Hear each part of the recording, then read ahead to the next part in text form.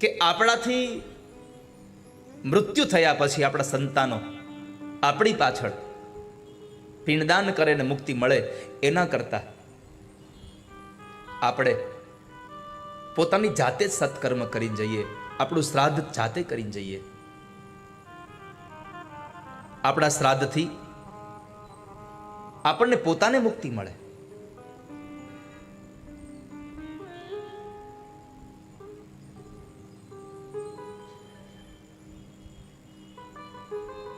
મહાત્માજી રોકે છે આત્મદેવ બ્રાહ્મણને, પણ આત્મદેવ બ્રાહ્મણ સમજ્યા નહીં.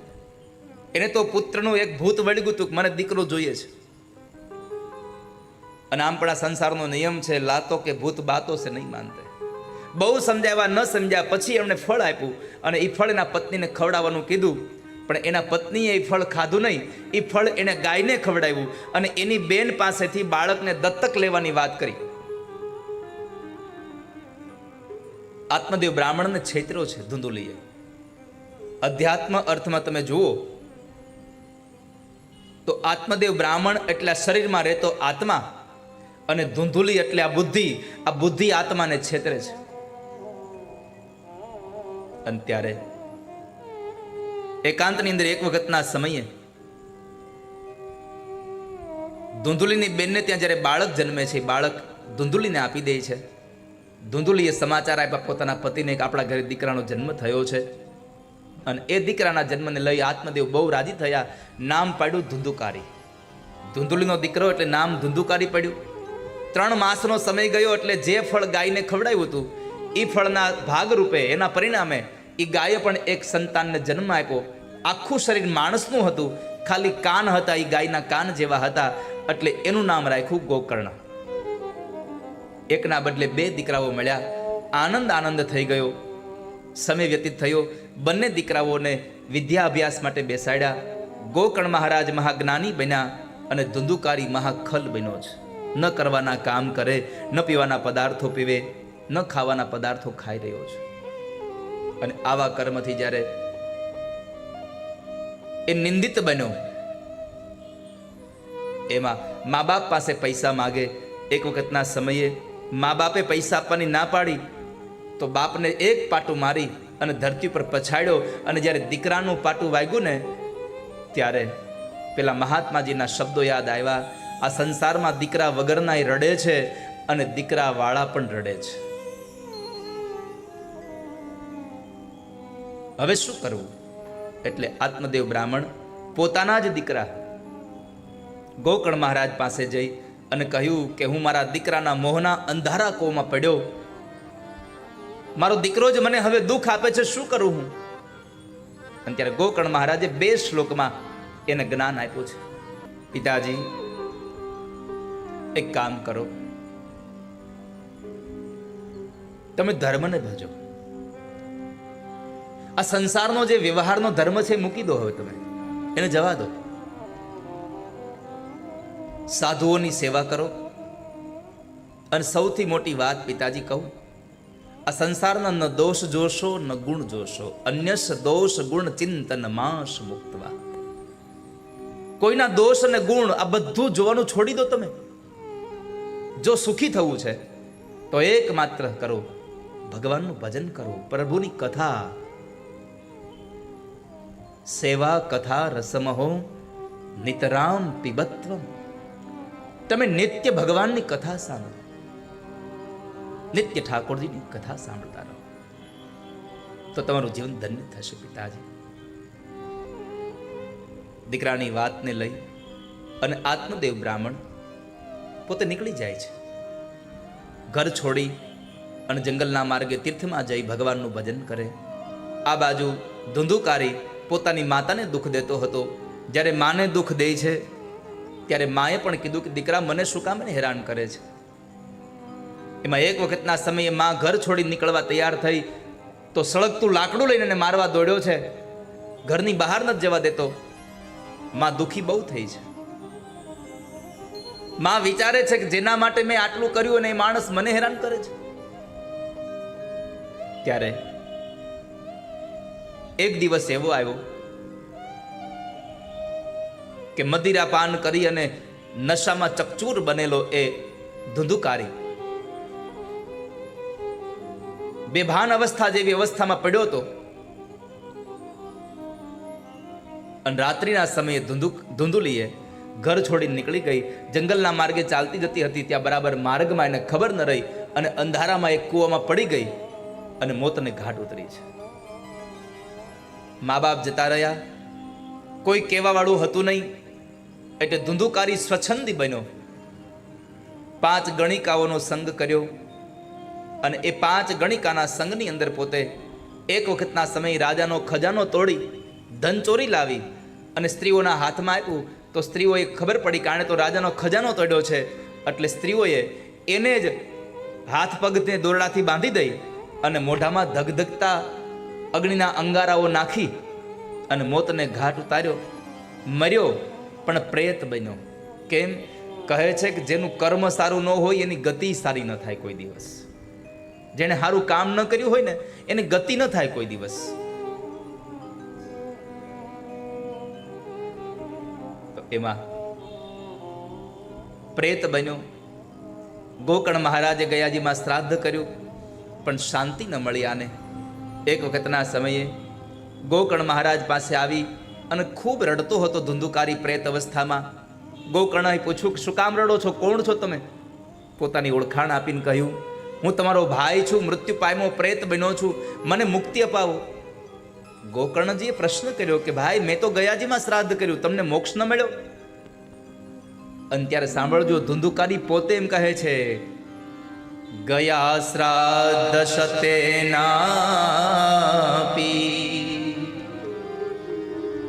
મુક્તિર્મેન ભવિષ્યતિ ઉપાયમપરમ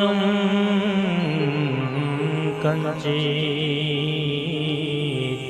ત્વમ વિચારય સાંપ્રતમ. ભાઈ, ગયાજીમાં 100 વખત શ્રાદ્ધ કરો ને તોય મને મુક્તિ ન મળે.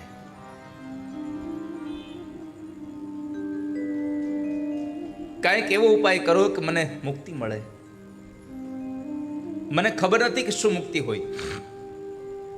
એવું કયું કર્મ છે કે મને ખબર નથી કે જેનાથી મને મોક્ષ મળી જાય, પણ મને યાતના બહુ થાય છે, તમે મને છોડાવી દો ને.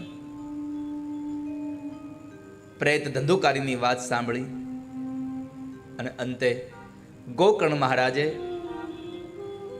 ભગવાન સૂર્યનારાયણને પ્રશ્ન કર્યો કે હે ભગવાન નારાયણ, તુભ્યમ નમો જગત સાક્ષિન બ્રૂહિ મે મુક્તિ હેતુકમ. તચ્છ્રુત્વા સૂર્યઃ સ્ફુટમેત્યભ્યભાસત. હે ભગવાન ભાસ્કર, મારી પ્રાર્થના છે કે જેને ગયાજીમાં શ્રાદ્ધ કરવાથી મુક્તિ ન મળે એને મુક્તિનું સાધન કયું બીજું? ભગવાન નારાયણે કહ્યું કે હે ગોકર્ણ મહારાજ, ગયાજીમાં શ્રાદ્ધ કરવાથી જેને મુક્તિ ન મળી હોય એને મુક્તિનું એકમાત્ર શ્રેષ્ઠ સાધન છે શ્રીમદ ભાગવતાન મુક્તિ સપ્તાહમ વાચનમ કુરુ. ઇતિ સૂર્યવચઃ સર્વે ધર્મરૂપમ તુ વિસ્તૃતમ. જેને પણ ભગવાન ભાગવતની કથા સાંભળે એને મોક્ષ મળી જાય છે, એને મુક્તિ મળી જાય છે. તમે એની પાસે ભાગવતની કથા કરો.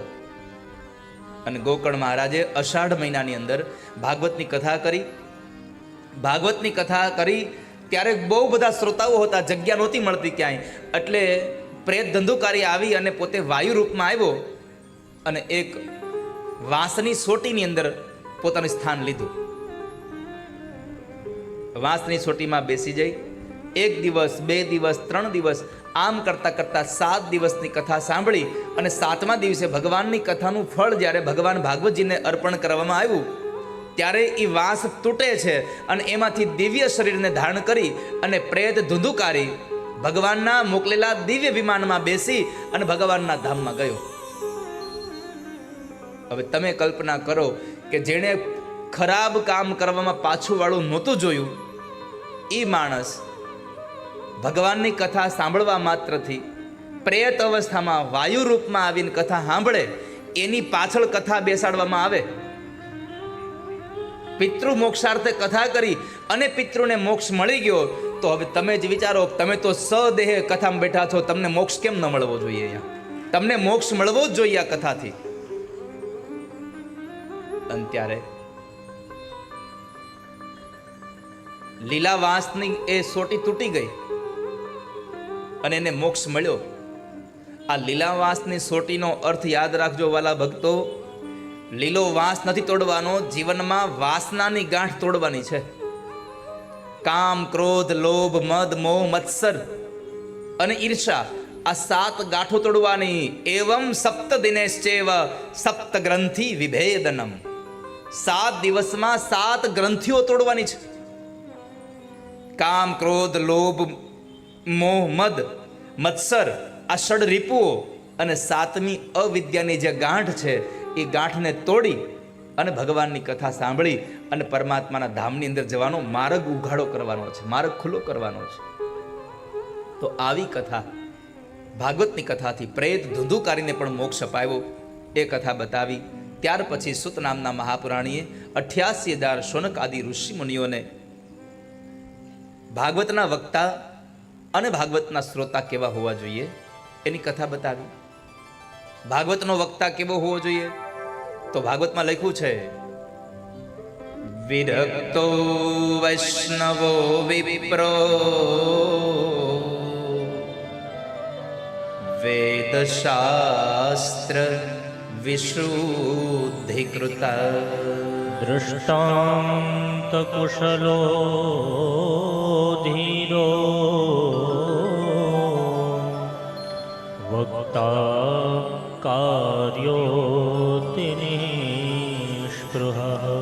ભગવાન ભાગવતની કથાનો વક્તા એવો હોવો જોઈએ. પહેલી વાત કહી વિરક્તો, ભાગવતનો વક્તા વિરક્ત હોવો જોઈએ. બીજું બતાવ્યું વૈષ્ણવ હોવો જોઈએ. વૈષ્ણવ કેવો? કપાળમાં તિલક કરતો હોય, ગળાની અંદર તુલસીની માળા પહેરતો હોય, આવો ના. સંપ્રદાયથી વૈષ્ણવ નથી કહ્યું અહીંયા.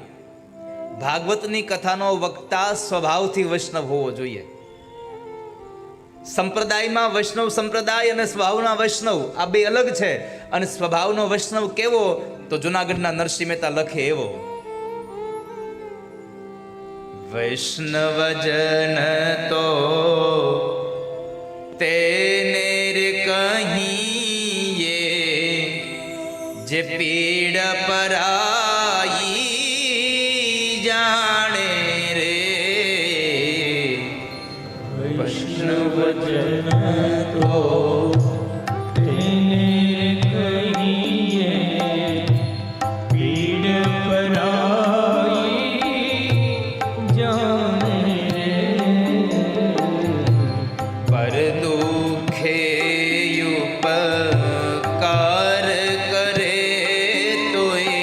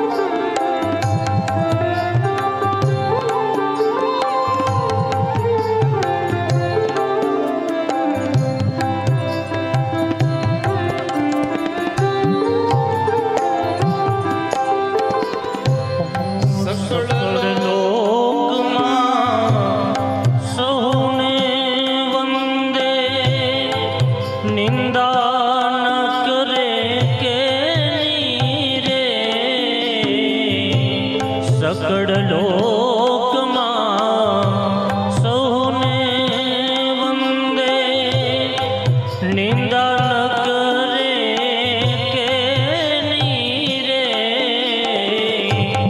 રામ નામ સુતાળી લાગી કાચ કાચ મન નિશ્ચલ રાખે ધન ધન જનની દેવી રે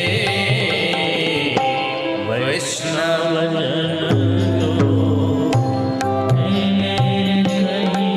કેટલો સુંદર ભાવ કયો અહીંયા સકળ લોકમાં સૌને વંદે નિંદા ન કરે કેની વૈષ્ણવના ગુણધર્મ બતાવ્યા કોઈની નિંદા ન કરે ક્યારે એને આ સંસારમાં વૈષ્ણવ કહેવાય સૌને વંદન કરતો હોય જેનું વાચ કાચ મન નિશ્ચલ હોય જેની વાણી નિશ્ચળ હોય જેની વાણી નિર્મળ હોય વાણી પવિત્ર હોય વાણી સત્ય હોય આ સત્યની પીઠ ઉપર બેઠા પછી અભિમાન વગરનું સત્ય પ્રગટ કરાવે એ ભાગવતનો સાચો વક્તા છે સત્યને પ્રગટ કરાવી દે ન તો ઘણી વખત સાંભળ્યું હોય અરે હું તો સત્ય ઠપકારી જ દઉં આ અભિમાન છે અહીંયા સત્ય ઠપકારવાનું છે જ નહીં અહીંયા તો સત્યને પ્રગટીકરણ કરાવવાનું છે સત્યની ઉપર ઢકાયેલું જે આવરણ છે એને કાઢવાની વાત છે ભાગવતની કથાથી સત્યને છુપાવે નહીં અને અસત્યને ક્યારેય પણ પ્રધાનતા ન આપે એવો ભાગવતનો વક્તા જોઈએ છે અને એટલા માટે ઉપનિષદ એમ કહે છે કે હિરણ્યમયેન પાત્રેણ સત્યસ્યાપી હિતમ મુખમ આ સંસારમાં જે સત્ય છે એનું તમે પ્રગટીકરણ કરાવે એવો ભગવાન ભાગવતની કથાનો વક્તા હોવો જોઈએ વ્યાસ હોય ઉપવ્યાસ હોય પાઠક હોય જાપક હોય આ બધા બ્રાહ્મણો સાથે હોય ભાગવતનો વક્તા વૈષ્ણવ હોવો જોઈએ અને એટલા માટે કહ્યું સકળ લોકમાં સૌને વંદે નિંદા ન કરે કેની રે વાચ કાચ મનની નિશ્ચલ